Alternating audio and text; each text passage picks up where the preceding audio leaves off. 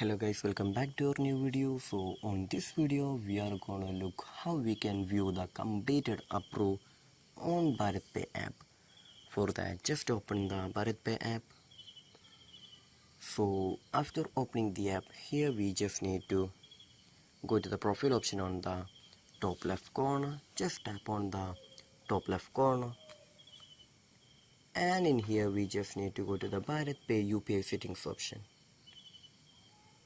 So after tapping on that, just scroll down and we can see the approve to pay option on the right side of the self transfer option. Just tap on the approve to pay option, and we can see in the right side of the pending option we can just see the completed option.